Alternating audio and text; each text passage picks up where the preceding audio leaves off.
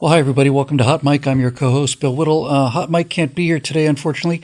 He was dabbling in the dark arts, trying to find a bitchin' Halloween costume, and he accidentally opened a portal into hell, so he's currently trying to dog paddle his way across a lake of burning fire. We expect to have him back by the weekend.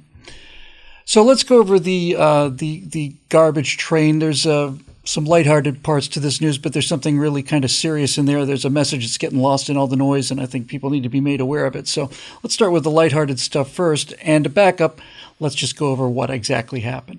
So a comedian named Tony Hinchcliffe is an insult comic, basically. Was asked to speak and throw some barbs at the Madison Square Garden rally for Trump a couple of days ago, and was pretty funny, but made an unforced error when he referred to Puerto Rico as a floating island of garbage. Now, turned out that unforced error would bring huge dividends, but nevertheless, the fact of the matter is it was a mistake. This should have been vetted. There's really no excuse for that happening in the first place. It hurt us. Mostly it hurt us because it took away all of the drama of there being a Madison Square Garden event in the first place. The narrative for the first 24 hours, 48 hours after that was that this comedian and his hateful rhetoric goes to show that there really are Nazis in Madison Square Garden. And I don't understand how you don't vet a guy like that. Listen, I'm not trying to inhibit his freedom of speech. He can say whatever he wants to. He's actually a very funny guy.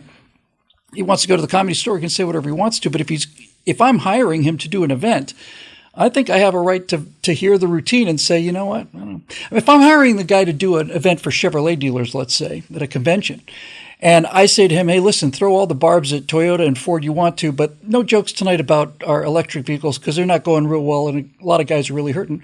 I would expect that would be a reasonable thing to ask the guy, and I would kind of insist on it. So anyway, now nobody thought that this clear error would bring in such astonishing dividends, but nevertheless it did. Like it or not, and I don't like it, we live in an era of gotcha politics where the slightest slip of a tongue can be used to magnify and overwhelm everything. This is kind of the point I'm trying to get to in just a minute here when we get to the serious stuff. So true to form, Joe Biden, who, as Barack Obama famously said, never underestimate Joe's ability to F something up, went ahead and accidentally logged onto the internet or something like that. He got away from his ice cream and his handlers long enough to open a laptop and smash some buttons, and was recorded saying this. And just the other day, a speaker at his rally called Puerto Rico a floating island of garbage. Well, let me tell you something. I don't know the Puerto Rican that I know, or Puerto Rico where I'm in my home state of Delaware. They're good, decent, honorable people. The only garbage I see floating out there is his supporters. I don't particularly like gotcha politics. I think the whole thing is beneath the country. But when Joe Biden tries to claim that he didn't actually say, or his fan handlers or the mainstream media, no, he didn't really refer to Trump supporters as garbage. I just want to say, come on, man. You know, we're a grown-ass country. We know what people are saying when they're talking directly to us. But now to the point I wanted to make this video for. Because everybody's up in arms about being called garbage, and there's all kinds of heated replies, I'm not garbage, and people are cheering and yelling and screaming and so on. We shouldn't be upset about being called garbage. It's not nice to be called garbage, but it's a relatively mild term. Everybody's all lathered up about the fact that Joe Biden called us garbage, and nobody's lathered up about the fact that they called us Nazis and fascists. That Kamala Harris was asked directly, do you think Donald Trump is a fascist? Here's the clip. Do you think Donald Trump is a fascist? Yes, I do. Yes, I do. Fascists and Nazis is what we should be getting lathered up and absolutely irate about. And as usual, while Donald Trump has a great eye for political theater, we still don't have the background or the ear. I'm talking about the campaign. I'm talking about the entire side, actually, Republicans and conservatives in general. We don't have the rhetorical skill to understand how to diffuse these kind of things at the root. For example, if I'd been handling communications during this whole Madison Square Garden Nazi rally thing, the first thing I would do is I would refuse to use the word Nazi at all. I would say, you're calling Donald Trump a National Socialist. Is that what you're doing? You're calling him a National Socialist? Really? Well, I'm not calling him a National Socialist. I'm calling him a Nazi. It's the same thing, you idiot. Nazi it's a contraction. It's an acronym, essentially. It's an acronym for the German. I have to teach people everything. Look, here's what Nazi actually means. So pay attention. The term Nazi is a contraction of the German for National Socialist German Workers' Party. That's the official designation of the Nazi Party, the NSDAP, the NSDAP. In German, it's the National Sozialistische Deutsche Arbeiterpartei. The National Socialist German Workers' Party. In other words, you can't spell Nazi without Socialist Workers' Party. So immediately turn it around and start saying, you called him a socialist. We know who the socialists are here. We know who's proud to be a socialist. They're National Socialists. They're not Nazis. They're National Socialists. The second thing they did was they called us a fascist. And the way to respond to that is, you don't even know what the word fascist means. Because if you did know what the word fascist means, you wouldn't be calling Donald Trump a fascist. You wouldn't even be inventing the idea of Donald Trump being a fascist, because fascist also means a socialist and a collectivist. And if you don't believe me, let's go a little bit further. The term fascist actually preceded the term Nazi. The National Socialists in Germany modeled themselves after Mussolini in Italy, who did it 10 years before Hitler really came to power. He called his party the Partito Nazionale Fascista, the National Fascist Party, and he used as his emblem this. This is the symbol that he used, and it's called a fasces.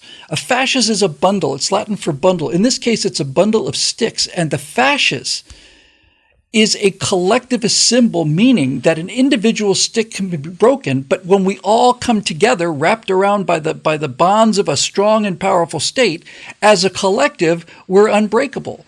This particular symbol goes back to the Romans, where it's often attached to an axe head to symbolize authority. When the Roman consuls would walk through the streets of Rome, they would be attended by guards holding these fasces, these bundles of sticks that had a ceremonial axe on the end, and this was the symbol of state authority.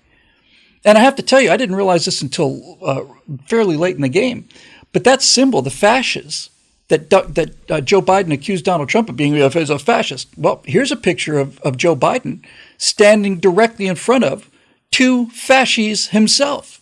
As President of the United States, they flank the Speaker of the House in the House of Representatives. They also make up the chair in the statue of Abraham Lincoln in the Lincoln Monument. It is a symbol of collective authority. That's what it is.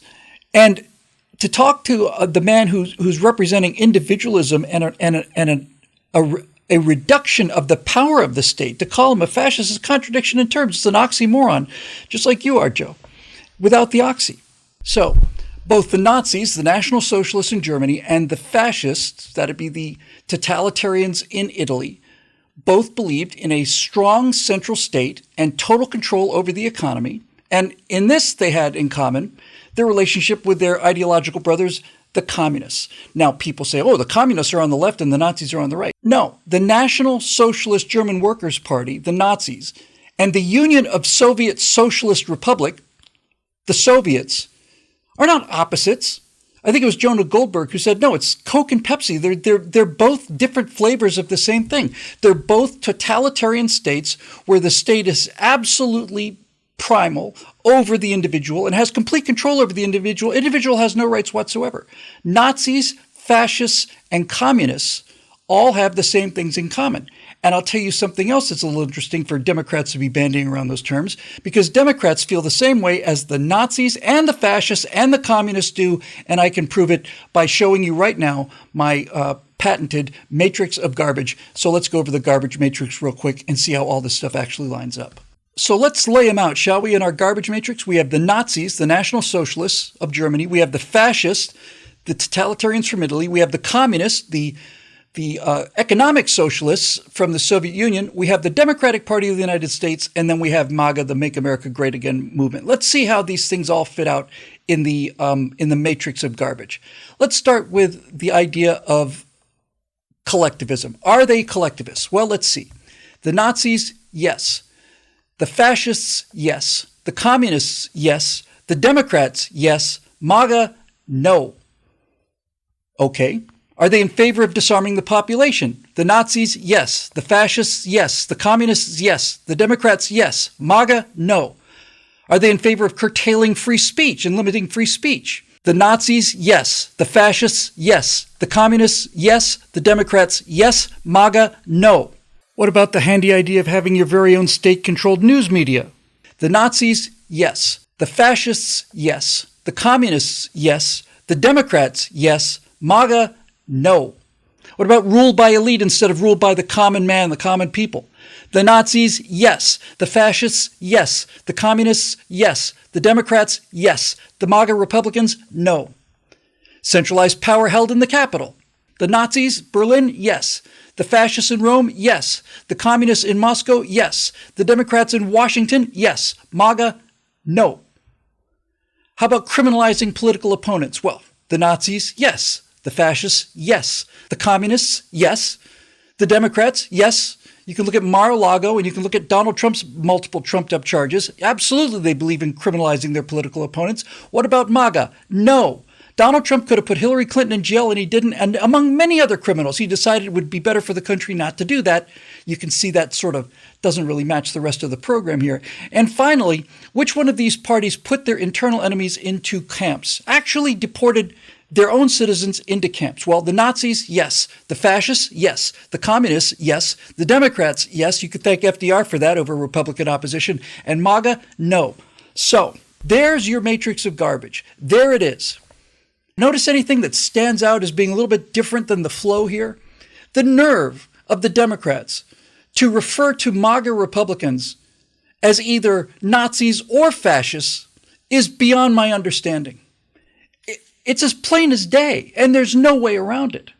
But even this is trivial because right now we're just talking about our hurt feelings. I don't like being called a fascist. I don't like being called a Nazi because I'm neither of them. Neither is Trump. Neither are you.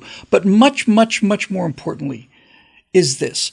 When you call Donald Trump and his supporters Nazis or fascists, but especially Nazis, National Socialists, what you're doing is you are disappearing down the rhetoric hole.